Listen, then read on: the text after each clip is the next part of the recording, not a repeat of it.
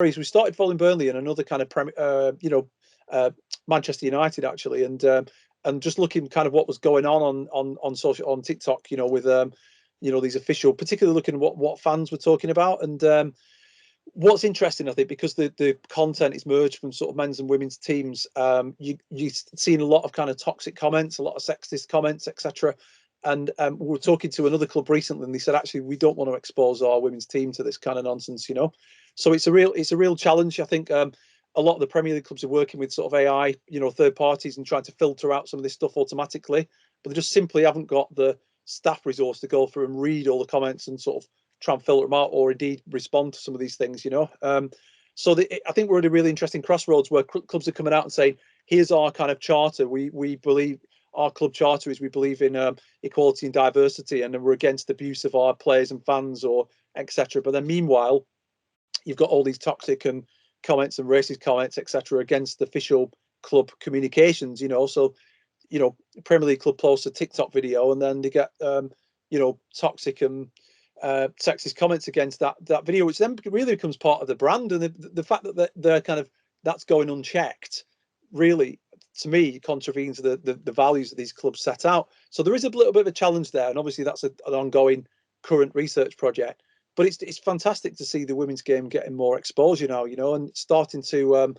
There's still a lot of those old sort of attitudes to sort of battle against, and probably, to be fair, on TikTok, it's probably teenage boys are probably a bit of a culprit here to an extent, but the fact that the women's game is getting more exposure and more credibility, etc., I think is absolutely brilliant. To be able to watch it on terrestrial TV and TikTok and so forth. Now it's just making it a bit more accessible and open up opportunities. So for example, United and City women's team played recently, and at the Etihad, and took my kids down, and there's loads of stuff going on before the match and massive crowd. I'm like, this is brilliant, because I wouldn't normally, we would probably struggle to get tickets sometimes, and certainly afford tickets for Premier League games. So, but you're still seeing absolutely thrilling game, and a load of stuff that went on around it. So I don't think it's a great time, but of course there's plenty of challenges still to be addressed on, online and offline.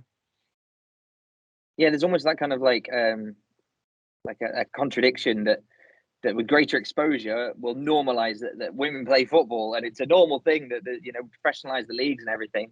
But at the same time, it's going to give more exposure and more opportunity for the trolling, and I've seen that I've worked on women's football, I've covered women's football, and I've seen that where people go, nobody watches this, and you're like, what do you mean nobody watches this? That yeah.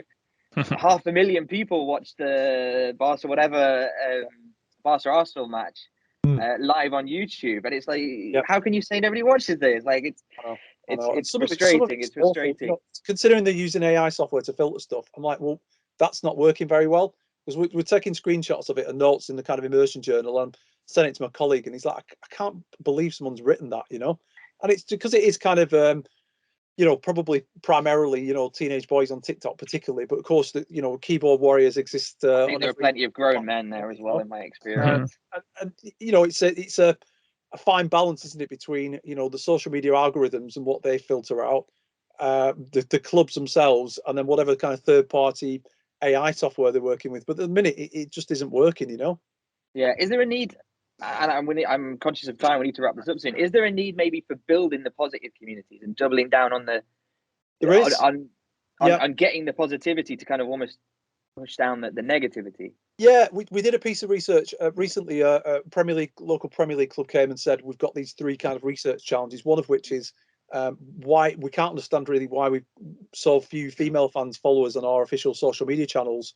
So we went out and interviewed female fans around Europe, and the overarching things were, there's so much abuse on social media. A lot of female fans can't be bothered with it, but they are very active and present on there. It's just that they're in these kind of micro communities, they're in WhatsApp groups and hidden Facebook groups that the club will never see, and but there is obviously opportunities, I think, for clubs to create these more positive, so more slightly welcoming spaces, if you will, because the minute you go out onto Twitter and TikTok, it can be a brutal place out there, can't it?